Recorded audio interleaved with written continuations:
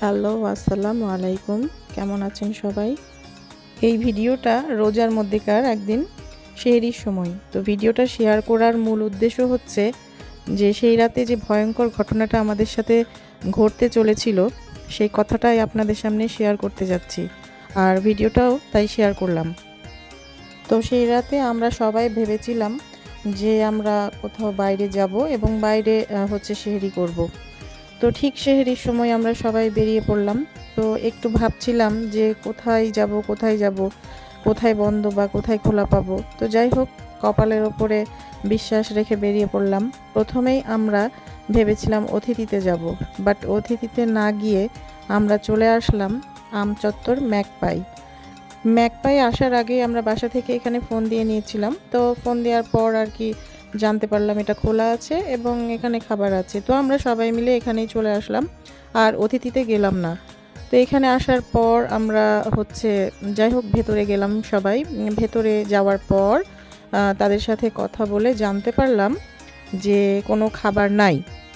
তো আমরা ঠিক করলাম যে এখান থেকে আমরা অতিথি চলে যাব। তো আমরা এইটাও জানতে পারলাম তার সাথে যে অতিথি আসলে ঈদ কাছে চলে আসায় অতিথির যে রেস্টুরেন্টের যারা কাজ করে ওয়েটার, তারা ম্যাক্সিমাম বাসায় চলে যাওয়াতে অতিথিতে এখন সেহরির সময় খোলা থাকছে না, এরকমই কিছু একটা শুনলাম।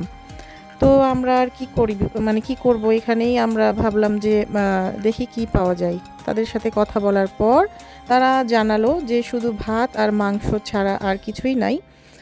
ভাত আর গরুর মাংস, এই দুইটাই হবে, কারণ সেহরির খাবার এখনও আসেনি।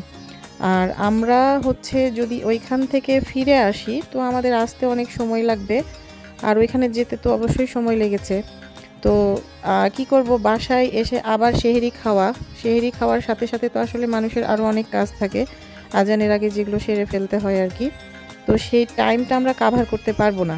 কিন্তু ওরা সেহরির খাবারটা এখনও রেডি করেনি। তো কি আর করার, আমরা বললাম যে আমাদেরকে যেটা আছে রেডি সেটাই দিয়ে দেন, আমরা খেয়ে নিই। তো বলল যে এখন কিছু নান রুটিও দেওয়া যাবে আপনারা খেলে। তো ভাবলাম যে ঠিক আছে, যারা নান রুটি খাবে তারা নান রুটি খাক, আর আমরা কয়েকজন ভাত আর গরুর মাংস খেয়ে নিলাম। খেয়ে নেওয়ার পরে আর কি ওইখানে আর লেট করলাম না, সামিয়াকে ফোন দিলাম। সামিয়া আসতে চাইলো, বাট ওর শ্বশুরবাড়ি পদ্মাবাসীকে থাকার কারণে ওর লেট হচ্ছিল। তো আমরা বললাম পরে ফোন করে, তোর আসার দরকার নাই, রাত হয়ে যাচ্ছে অনেক, আমরা উঠে যাচ্ছি। তো বললো ঠিক আছে তাহলে আর আসছি না।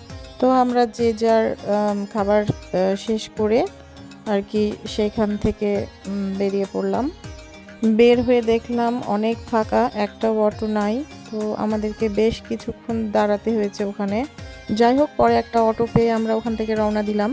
তো এখানে মোট কথা একটাই, যে ভয়ঙ্কর যে বিষয়টা হতে যাচ্ছিল সেটা হলো, আমরা সেহরি করতে বের হলাম ঠিকই, আমরা পৌঁছালাম ঠিকই জায়গা অনুযায়ী, কিন্তু ওইখানে গিয়ে যে খাবার নাই যেটা শুনলাম। আচ্ছা, ওইখানে যদি কোনো খাবার নাই থাকতো একদমই, বা বন্ধ থাকতো, তাহলে আমরা ওইখান থেকে আবার ফিরে আসতে হতো। আর এই জিনিসটা যে আমরা যদি সেহরি না করতে পারতাম, তাহলে আমরা এতগুলো মানুষ, পরের দিন রোজা নষ্ট হয়ে যেত, পরের দিন হয়তো আর রোজা হতো না। হ্যাঁ, হয়তো পানি খেয়ে হতো, একটু কষ্ট হতো, কিন্তু এই ভয়ঙ্কর বিষয়টা আমাদের সাথে হতে যাচ্ছিল। সবাইকে অনেক ভালোবাসা দিয়ে বিদায় নিলাম।